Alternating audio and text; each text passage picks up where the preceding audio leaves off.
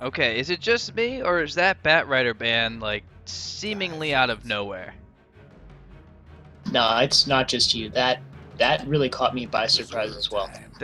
That's I mean we've watched a lot of Ghost. I mean I've done a couple of series for Finest, but I don't think I've ever seen anybody go up against the bat, and I've definitely never seen Ghost pick bat, so that's very odd, but I do love the Dazzle ban. I can't even imagine playing up against how clutch those Graves were last game. My god. Reborn was just on point so many times. Oh man, he Honestly, was yeah. that was so clutch. So many clutch saves there. And if nothing else, just stalling and allowing the gyro to do a little bit more damage, which did a lot, but unfortunately wasn't enough to finish. So on this stream, I've discussed the Sand King Omni Knight combo lane potential. It's pretty vicious. You have, especially with the buffs to Sandstorm, you end up scaling, you skip repel altogether, and you max out purification and pump the other points into the degen aura, and basically stun heal, and then with the sandstorm you just run them down with degen. It's it's really cheesy. I would expect to see 1 point in repel. The way I look at this, I'm actually seeing the Omni Knight as sort of an answer to the Quaswex Invoker, so Sand King can get free channels off. Yes, you know, but it definitely bypass the could go either BKB. way. Like, yeah, sure. I would be surprised if we don't see degen aura at level 2. Yeah, I would prefer expect to see 2 in purification, 1 in degen, and then repel at level 4. Just to give him, or even later, just to give him some kind of team fight presence, more than a laning tool. Now, but that is definitely a lane I've seen you run absolutely ham on. It's so evil. It takes like a certain matchup, but it's pretty fun. So, you were with me when we can't. I was covering a game and there was an offlane Omni Knight. You were with me, I believe, that game, correct? For the offlane Omni Knight. You remember that? Oh my gosh. As so I recall, good. it did not end well. Oh no, it was fantastic. Oh, the Omni Knight had a great lane phase, but didn't they end up losing? Or am I recalling something different?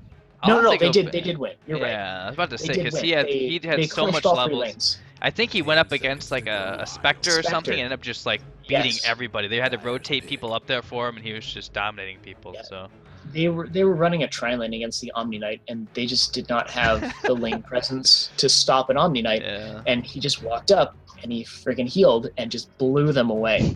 Like that game really surprised me. Yeah.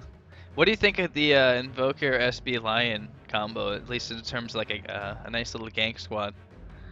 So I was actually wondering about this earlier, and I think the Invoker might go Exort, contrary to the meta. So the current Invoker build is actually a Quaswex build most of the time, playing off the EMP Tornado combination.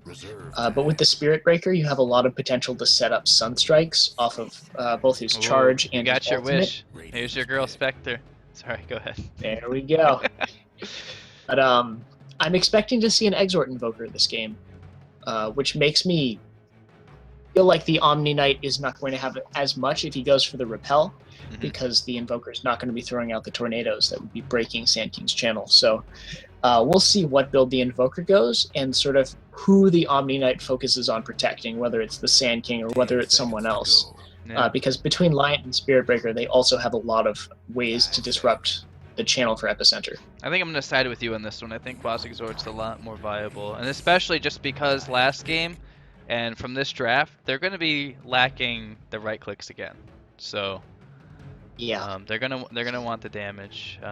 Don't get me wrong, like the having the team fight control that the Quaswex build provides is fantastic, but I think they're gonna need a little bit more out of them for this game. So the Invoker builds are very team dependent, and with a lot of teams, the Quaswex does what you want it to do. And I think with this game, as you said, the Exort is going to be more crucial for the raw damage as opposed to the disable, because between Spirit Breaker, Lion, Undying, they have a lot of lockdown. Well, and even in some sense, You know, oh Oh yeah, yeah, I cold was gonna say, snap yeah, you and said the Undying, definitely. yeah, definitely. I mean, Tombstone, you pop the ult, you get to keep them in one particular area. You know, let the forward spirits do their job, and you know, like you said, with the Spirit Breaker getting off a charge or another strike, you know, it sets up a very easy opportunity for a Sunstrike. So very easy to combo them down, which, I mean, with all the CC that they'll have and the damage output, it kind of makes it difficult life for a Spectre too. Yeah, and with that TA pick, I would be incredibly surprised if the Invoker goes Quasflex. Yeah, that's The picking TA into that's interesting too. uh, 10 it seconds to it go. feels like it would be to force the Exord. Um, to 5 me seconds. because you look at that lineup and you say, all right, TA wins against Wex Invoker just hands down. There's nothing you can do to it. But with the Forge Spirits coming out, that works through Refraction very quickly. Yeah. So TA is not going to have as safe a lane. So maybe their last pick really doesn't want to have EMP Tornado come out because I know the Sand King doesn't. And without that combo, it sort of frees up the Omni Knight to work Repel on someone else. So maybe the last pick or maybe they just really want to pump the TA in the early game. Because as we've seen the way they play the Spectre doesn't need any help in the early game.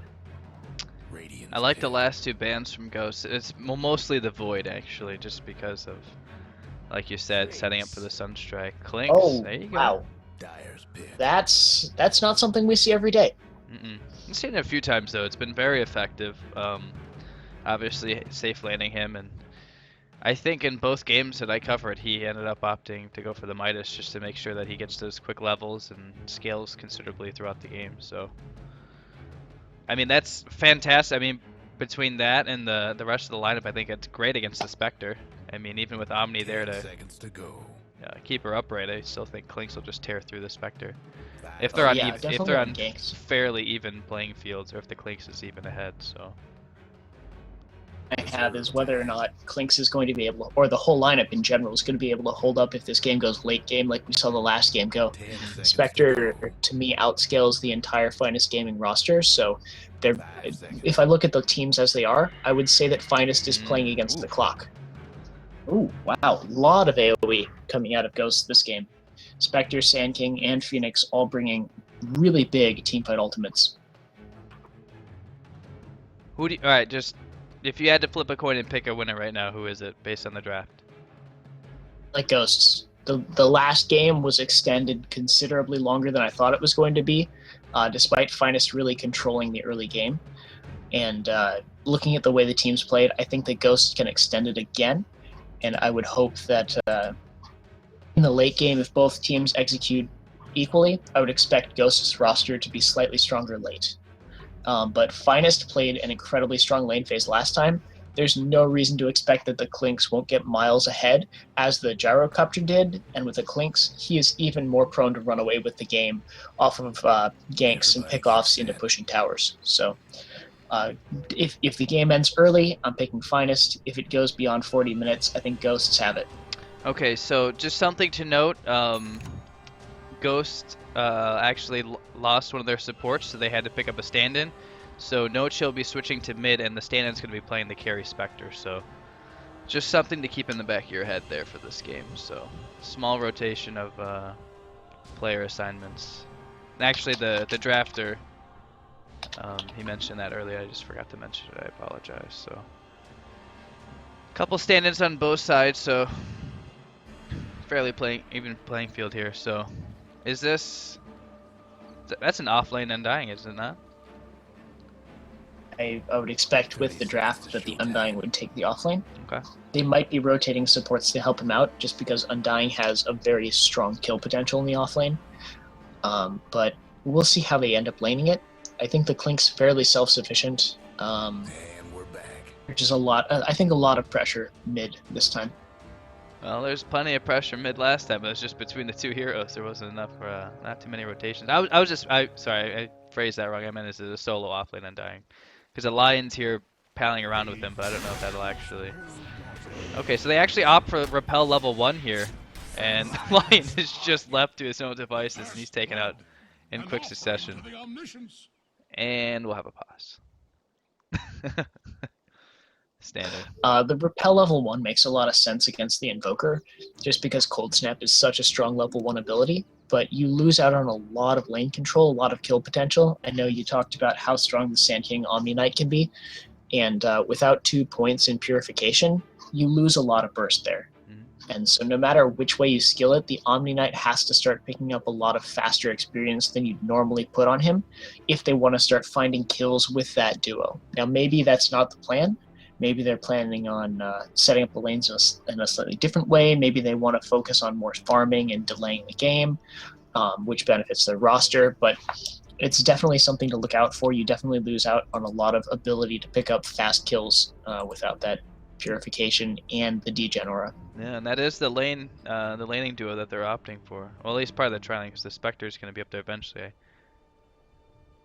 No, who actually got the credit for the first blood? Oh, Omni did. Okay, so he might have had to skill something else, but he gets credit for the kill regardless. So that'll help him out to get the slowing up nice and early.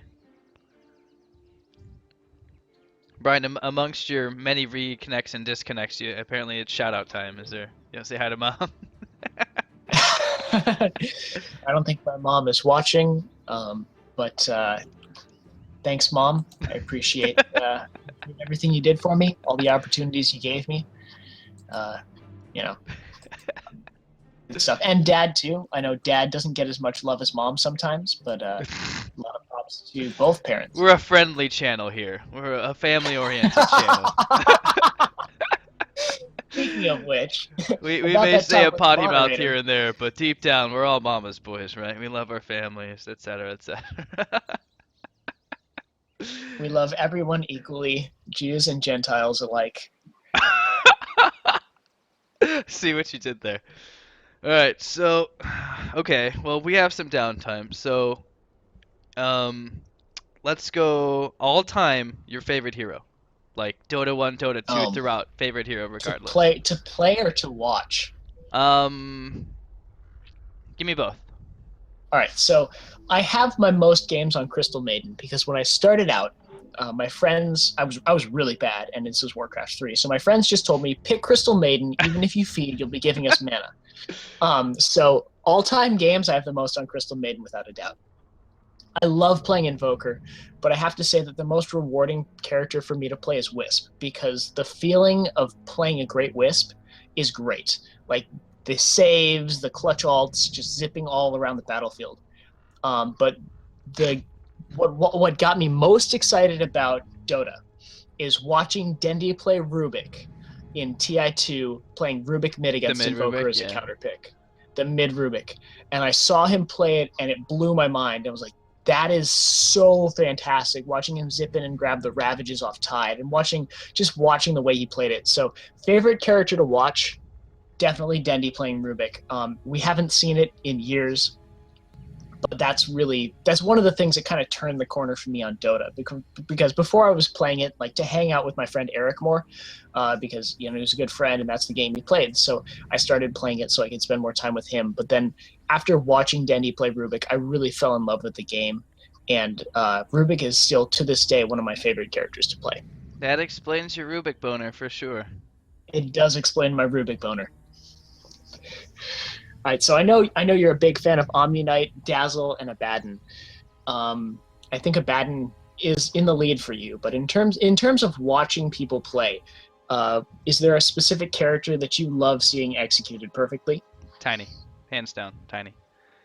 I like that. Tiny is one of my favorite. Watching a good Tiny player, like I'm not gonna lie, I'm a Sing Sing fanboy. I know he's like untouchable now as far as the pro scene, like he's kind of just fallen into obscurity, but watching him play Tiny it's a guilty pleasure, I'm not gonna lie. Just watching him just all by himself, just single-handedly just destroy people with the combo.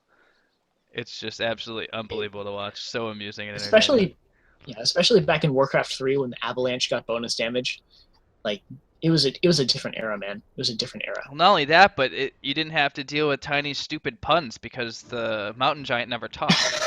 I mean, he would growl and grumble at you occasionally, but that was the extent of it. You never had to deal with anything Rolling in like you never had to deal with anything stupid, like, you know.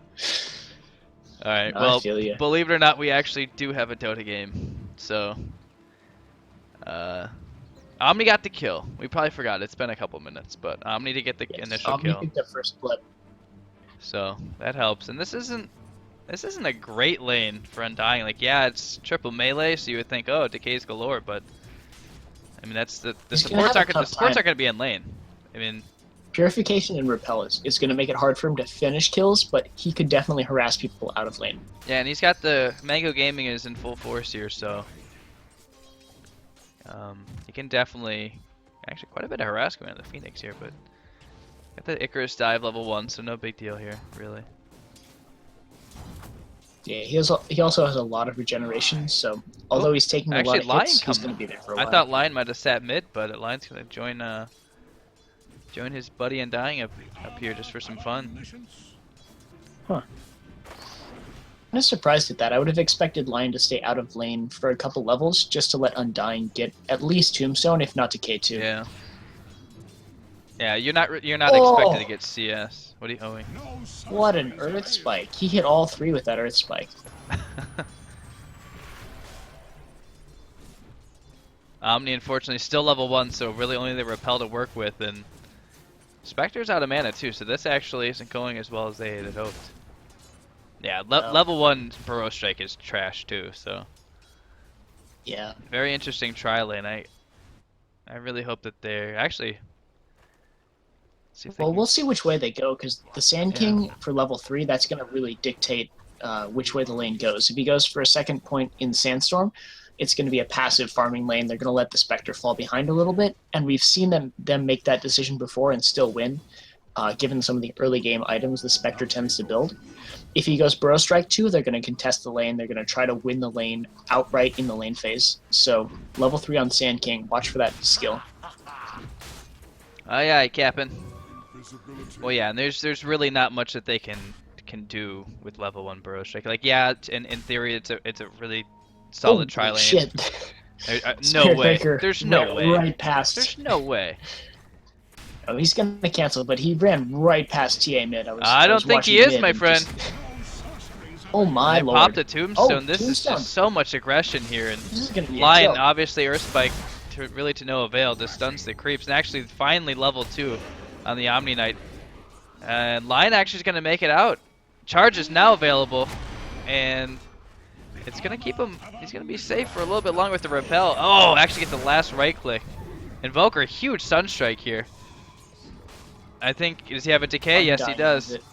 Yes, he does. And see you later, Sand King. So 2 for Well, 1 2 Invoker. for 1. Invoker picking up one of those kills too, so also very huge. That's gonna help him out considerably. The Sand King has opted for second point in Burrow Strike, so we're not going to see a lot of stacking farming. He's recognizing that the lane's going to be aggressive, and he wants to be able to participate in the fights. Mango was popped in the Undying though, so he was able to get those last couple decays off. So not going to be able to do that again. Does pick up the Bassi ring, so there is some sort of mana regen there, but nothing close to what the Mango would provide. So last hit, Spectre obviously with all that aggression, not atop the net worth chart like, or the last hit chart like she'd like to be, but her counterparts are doing pretty well. TA is having a fine time mid here, trading really evenly with the Invoker actually, and Clink's atop net worth chart. So this Space Cow, just not even wasting any time here. 2 points in the charge. They've got dive. Yep. Oh, good dive timing. Even avoided the stun. Yeah. Yeah, and especially with no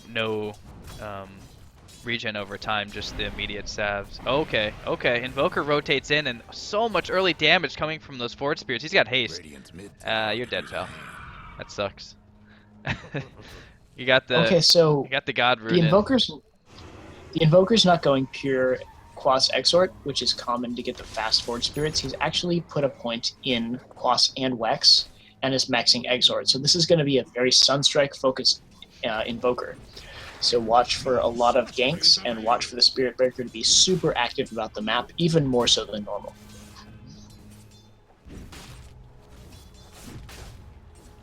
I would honestly, I wouldn't mind seeing another Mango come up here for the Undying. Just so if Getting they that instant mana. yeah. Well, he's almost got mana boots, so I think that'll be enough. Okay, he's gotcha, one gotcha, CS away gotcha. from the mana boots. Good call, good call. But yeah, if he was further behind in farm, definitely seeing another Mango Yeah, would be that trade something very to well. consider. Yeah, he can pick up the mana boost right now if he'd like to.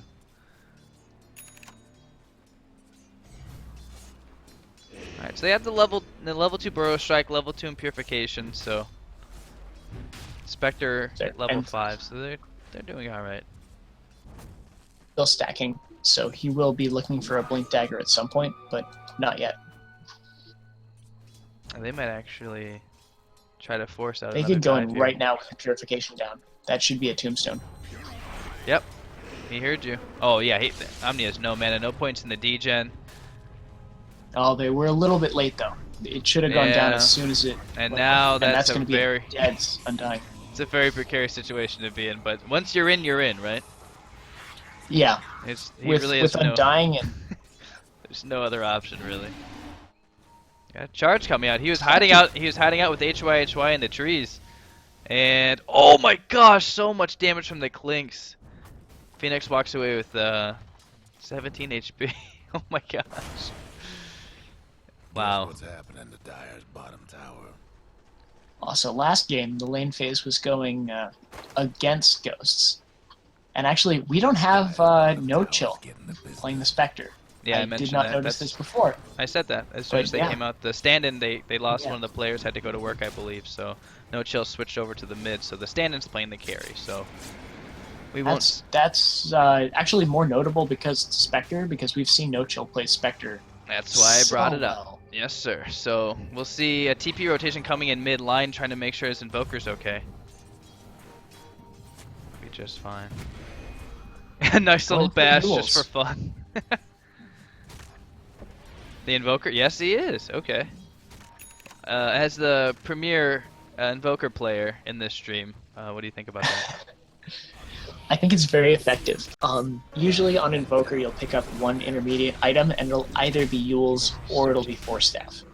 And that gives you a setup or an escape for a lot of aggression. This particular game, I really like the Yule's. It allows him to dodge the Burrow Strike, dodge the Epicenter, dodge the Supernova. So I think it's a very strong pick, maybe even stronger than the Force Staff. And it also gives him an aggressive option for setting up Sunstrike, setting up Meteor. I think that's the right item this game. Alright, so amidst your Invoker analysis, we've had a lot of trades going back and forth up top. A lot of spells being used. No one actually succumbing and dying, but a lot of spells used, and almost everyone's out of mana now. Invoker actually rotated briefly to see if they could get a kill, but this is gonna Vector. The line has an invis, he's right on top of him, and the charge is coming in.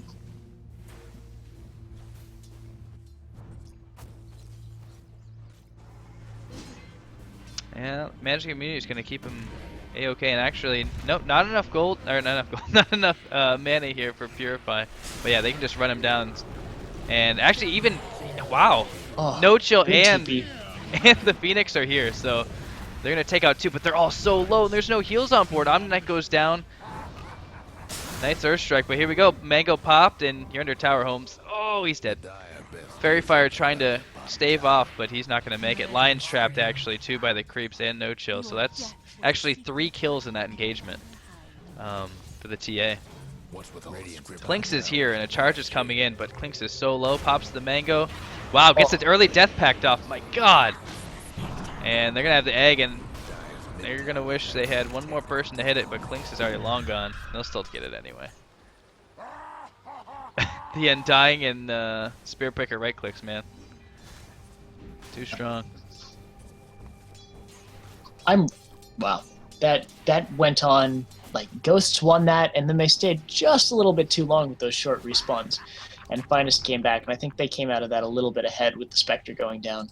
That Clinks play though, he popped the mango, got off the death pact, and was able to actually contribute a lot more in that fight than I thought he would initially. So, really heads up play. That death pact definitely kept him alive throughout that whole fight. That's one thing I've noticed. Like it's something I've noticed with the, at least with the heroically Clinks players. Like that's something they're very conscious of. They say Yeah, a lot of people use that just to farm, but oh, when you start getting up to high levels of play, like using that right before a fight to get bonus health is so big. uh-oh, that's a dead Spectre. Oh, speaking of so big, Wow, just absolutely melted. That's one thing I was really afraid to. I didn't even think about how those two, the Clinks and the Spearbreaker by themselves, could just be a great gangster. That was without Nether Strike too. That was just straight up strafe, Searing Arrows, and Charge of Darkness. Alright. Clinks is going to be an issue. Yeah, I think No Chill's going to be an issue too, though, bud. He's got that Ancient stack, and he's gonna rush the Deso, so both of those heroes are going to be doing quite a bit of damage in this mid game here.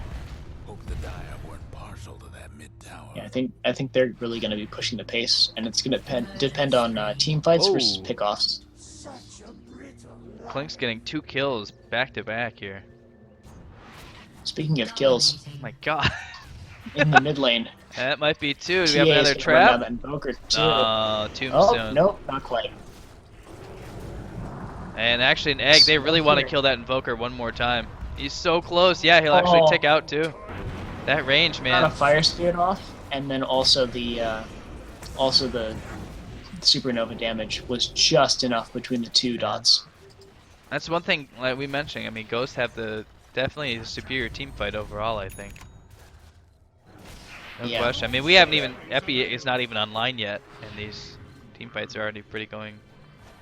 I mean, not necessarily one-sided, but when it's actually like multiple heroes on multiple heroes, Ghostz is getting the better for the most part. Radiant's top tower. Yeah, that's one of the weaknesses of the Exort Invoker, is that he doesn't quite have the same kind of AoE potential as the Quaswex until he starts getting enough enough levels to really play with a blast meatball combination. Well, it looks like, wow, they just absolutely incinerate that Phoenix. Oh my gosh, just blown up with a huge Sunstrike and Clinks. And Finger online, kill secured, baby.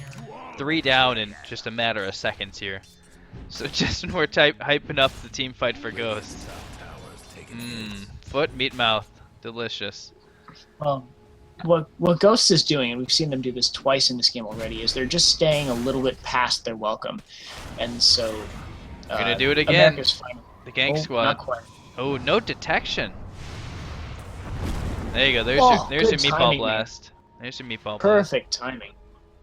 That Sand King made the right decision at the right time to avoid that. Dire's top tower.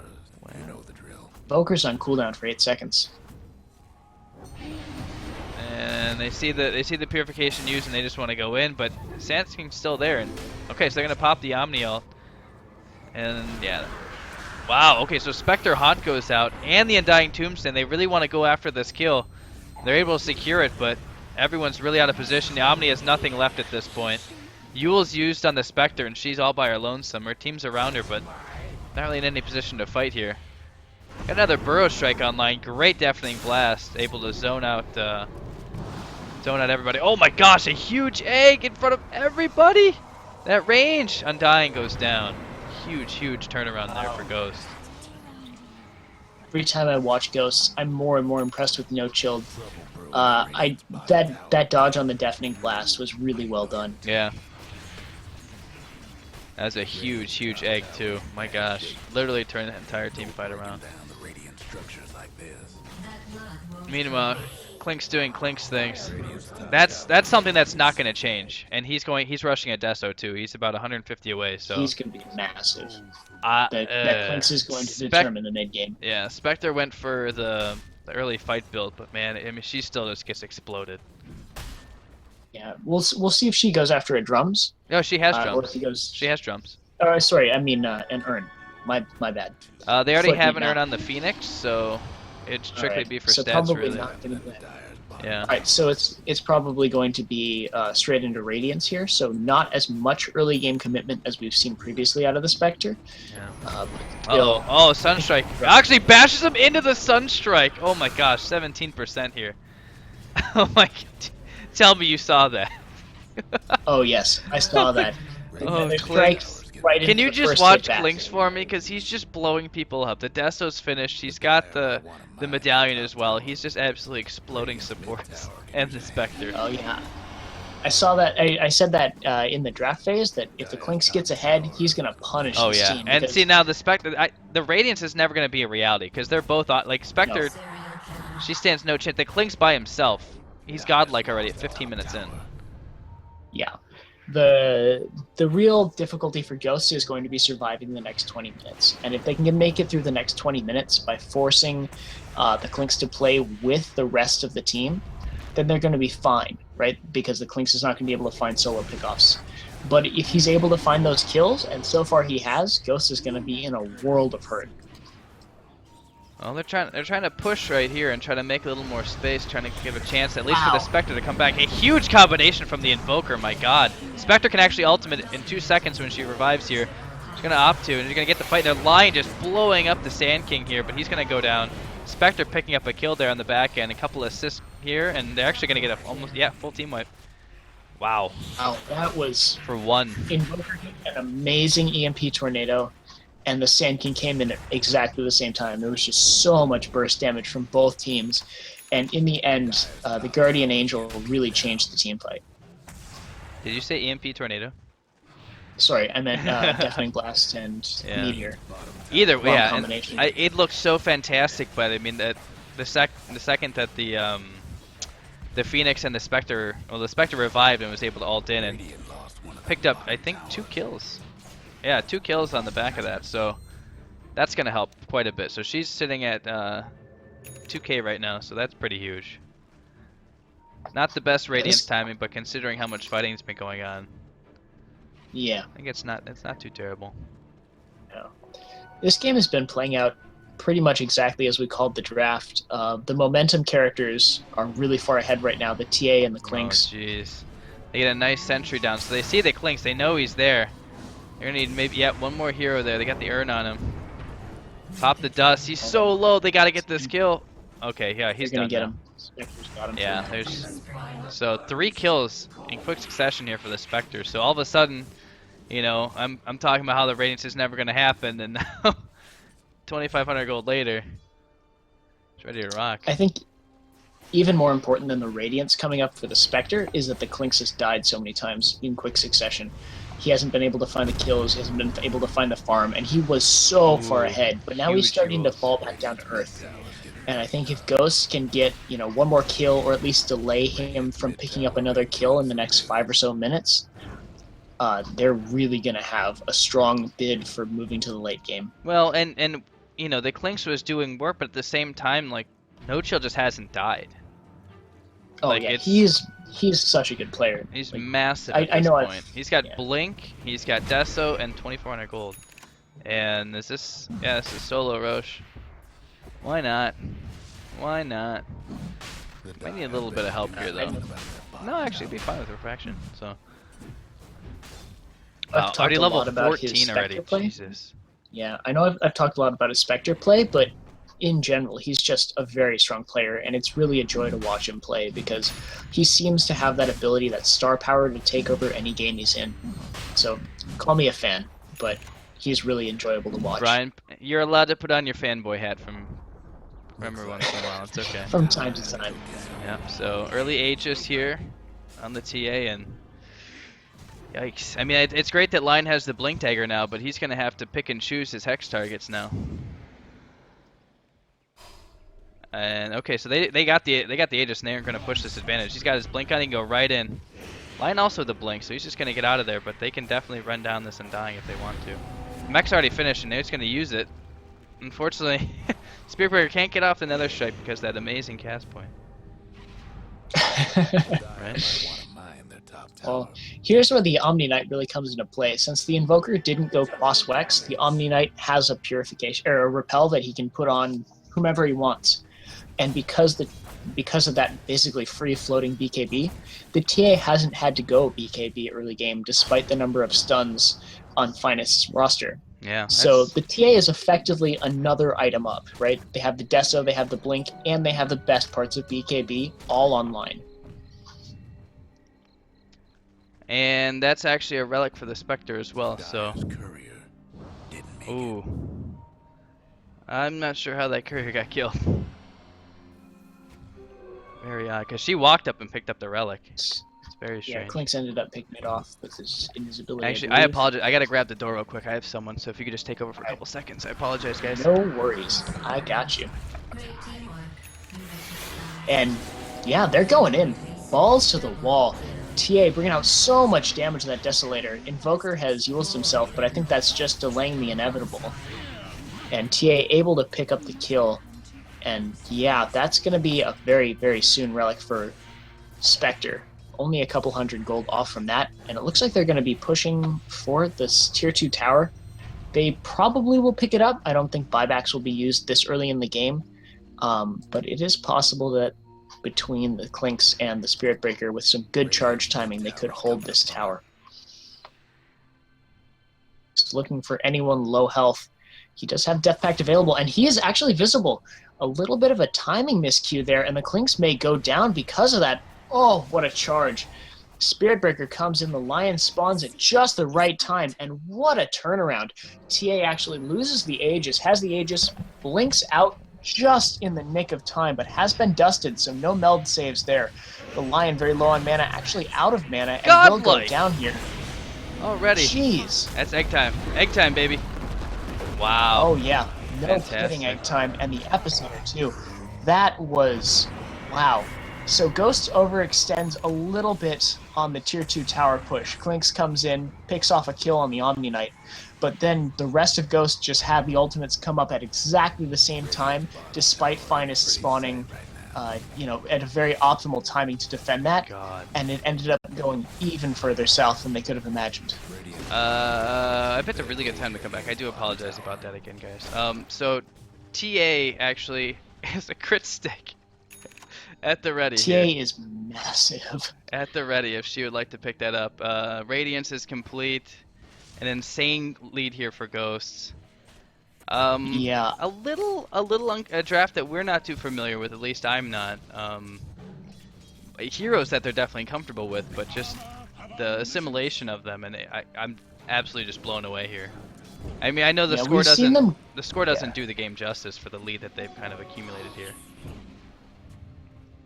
Last time we saw them go after this AoE style with some stand-ins, they actually lost handily. But this time, they seem to have figured out the kinks, and they're running more of a teamfight style team really, really effectively this time. And I think a lot of that has to do with the way not only the TA has played, but I've been watching the Omni Knight and the Phoenix especially, and they've been right on point. Every time a team fight's going down, Phoenix is TPing in. He's keeping that TP cooldown very available to come in for fights. And the Omni Knight seems to always be in the right place at the right time with those repels. He's been very on point with that. So a lot of play, I mean, we look at the TA, and the TA is picking up all the kills, but the supporting cast from Ghostz has been really impressing me. Oh yeah. Alright, so the Clink's realizing how things have gone the last few minutes, and actually is rushing the BKB next item. He's got the damage, he's got a decent amount of HP now. I mean, he's using Dark Pack literally every chance he gets, so he's always had like a decent HP pool, and the BKB will help a little bit too with the overall HP. So he realizes that he needs to be able to to move around in these fights here with all the AoE. So yeah, that's a little bit of self-reflection that you don't see out of pub gamers a lot. Usually, if they're behind, they'll just try to rush for damage items and disregard the fact that they're a little bit worse for wear.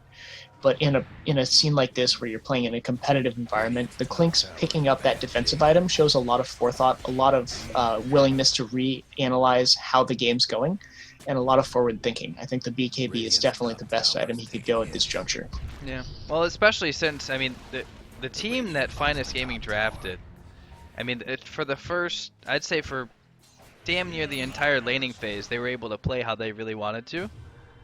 And then it's been the exact opposite. I feel like the last 10 minutes or so. It's Yeah, they've the started grouping Undying up. has been I hate to say superfluous, but he's basically a Guess mech what's carrier now. I happening mean the to that tombstone's going down very Radiant's quickly. top tower's hurt. I mean there's a couple decay stacks going off here and there, but it's not really doing as much as it could, or as it did. I would say. And the Space Cow he's just a YOLO diver at this point now. Yeah, they had a lot of really good lane phase, but as soon as they started grouping up, that team fight disadvantage starting to pan out. I think that what they need to do is they need to force Ghostz to start splitting and farming so the Clinks can start getting kills again, and that's their way back into the game, just like this. Yeah, that's a great pick off. That Phoenix actually had a ton of farm. Still does. Phoenix is the glue that's holding that team together right now. Yeah. And taking him out, they have a 40-second window where they can do pretty much whatever they want. Yeah. Oh my gosh, this TA. Is that? Yeah. What is yeah. that? That's an AC. That's an okay. I- Battle. Yeah, I don't see a Battle Mjolnir assassin. coming out of a TA. I don't think No, I've I was. ever Well, no, seen no, God, yeah. not a Mjolnir. No, I was thinking just Moonshard. Shard. Yeah. That's possible. I would expect to see the AC just to sort of mitigate the Clinks with the Deso. Well, yeah, and the fact that she's able to farm so quickly and so effectively. Yeah, AC, correct, very good. Not an item you typically see on her.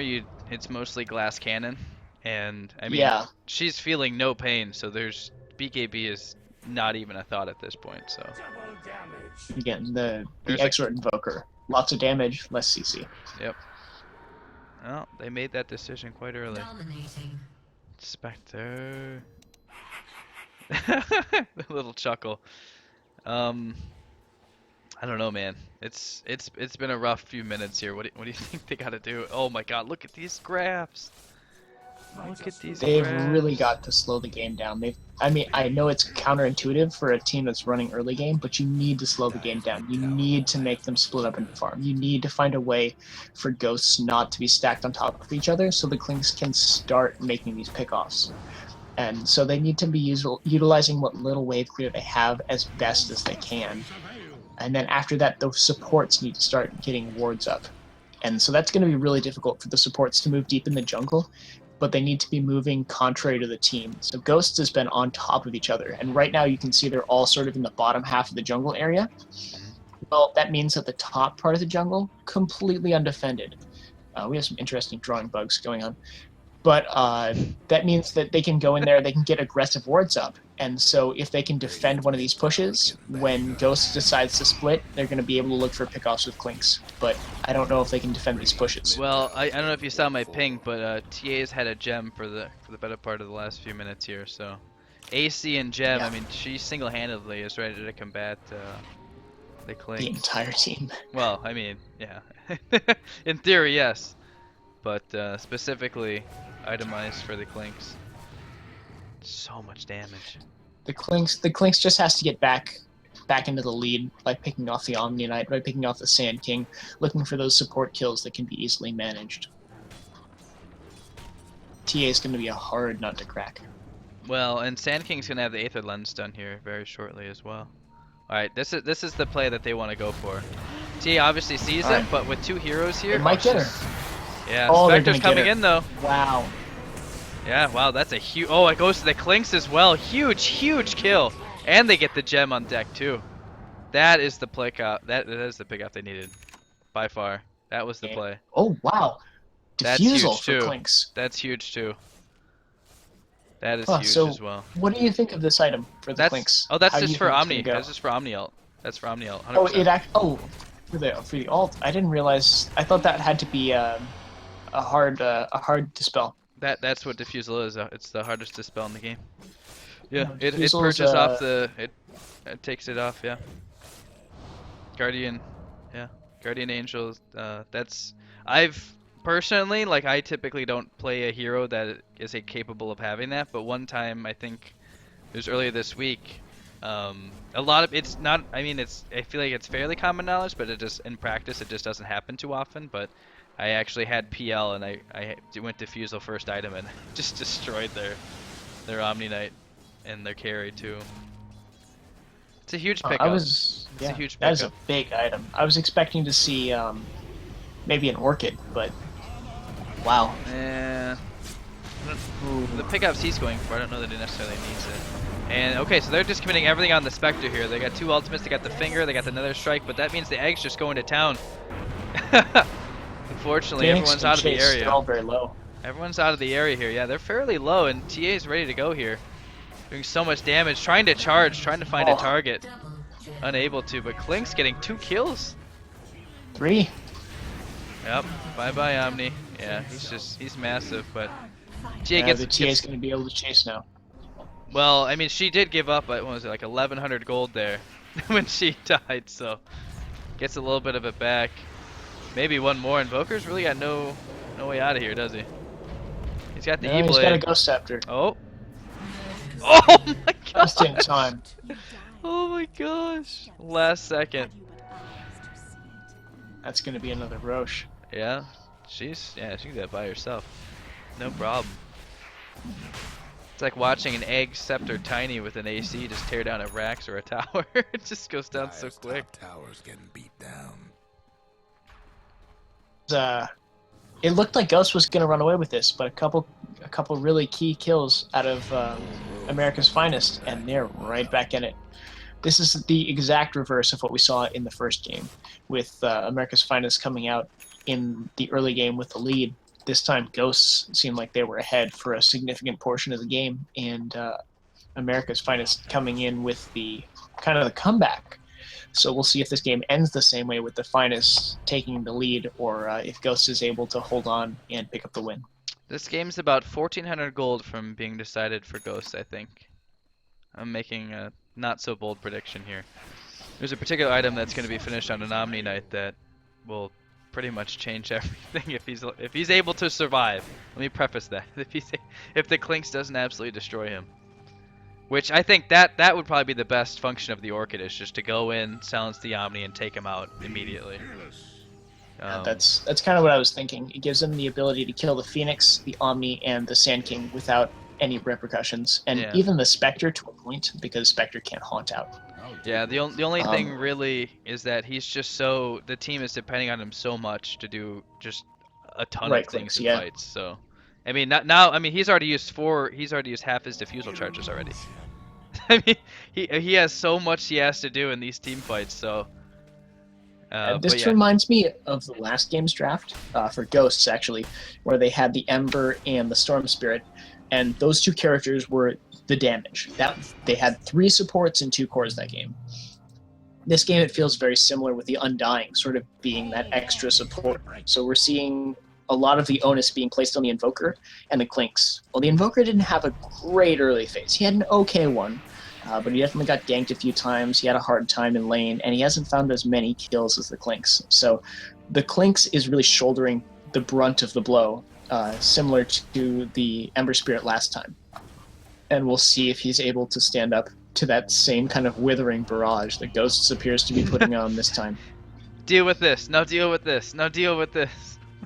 Yeah, he's really stretched thin. Alright, well, the Speaking Aegis of carrier's stretched thin, getting everything expelled on her. No BKB either, so she can be kited a little bit, and definitely they're going to pop all the ults, and as we talked about, Omni just getting blown up by Klinkz here. Klinkz available. And there we go, there's the epicenter, but unfortunately no one's really in range, except for part of a little bit goes on the Undying, and No Chill is just dead. He's just getting kited so hard, he's going to have to use Melt just to stay alive a little bit longer. Get a 1 stun here on the Undying, but that's not what they wanted. And actually, oh my god, what a Sunstrike! What a play! Wow. And with the charge, they can keep going. They can keep going here. Phoenix trying to save everyone off and actually doing a ton of damage here with the Fire Spirits and the Sunray. Actually gets them both. Spectre's still around. Just picks up the gem, and I think they're just gonna get out. Cut their losses. This really changes Sunray in a way that I had not anticipated. Just wrecking I used to people. think it had to be Heart, but apparently if you get an Atos and a Halberd, that's enough. Yeah, he went full utility, but both of those items contribute significantly to his HP pool, so yeah, definitely don't underestimate him. Heart obviously would be ideal, but I think he's itemized pretty damn well, to be honest. Oh yeah. And the halberd, especially this game, against a single right-click core, the halberd is going to be huge, disabling the Clinks. Problem is he's just so damn mobile in these fights. I mean, you watched him on the back end, in the back of the fight, just pummeling the Omni Knight, taking him out almost immediately, and then just slowly working around. I mean, they did so well. I think No Chill has to get a BKB now. Yeah, he actually picks one up. So Aegis is gone, so he'll pick up the BKB. Yeah, they just. Oh, speaking of the Omni Knight.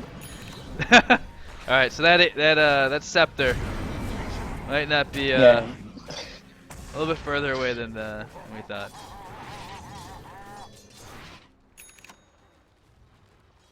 Undying also going for full utility. He's got Guardian Greaves, and it looks like he's going to go for the medallion upgrade into the Solar Crest. So yeah, all in on the Clinks. The Omni Knight's falling behind, but the Spectre is gaining a lot of traction. Actually, almost done with the Heart, and that's going to be a huge item pickup. Yeah, she needs the HP. I mean, don't get me wrong. Like there's plenty of other items that you could have gone that would have been also very effective, but the raw HP is going to be undoubtedly the best way to go, I think, in this fight for sure. Yeah, I mean, for Ghostz, they've moved from one major threat, which was the TA. Now, as soon as that Spectre finishes the Heart, there are kind of two right-click carries that you have to deal with, and you have to really deal with them because they're both very difficult to kill. And so it's not like the Phoenix is anything just to kind of ignore either. I mean, every character on that team is has a priority in their own way, right? Stopping Epicenter, stopping Supernova, stopping Omni Knight from getting Guardian Angel off. They just have so many threats, and Finest is really going to be stretched thin to stop them, and we'll see how they deal with that. Yeah, well, and the nice thing is, though, it's like even with the BKB, the Spear Breaker is still going to be able to help kite to some extent here. And okay, see, every time they go on somebody, the Spectre's able to come in. Epicenter's online. Absolutely great use of the Yules, but in vain here. They're just going to run him down. They lose all three in that engagement. Clinks is still here on the back end, and actually he goes down too. No Chill picking up both kills here. And Space Cow just has to TP out. Yikes. That turned quickly.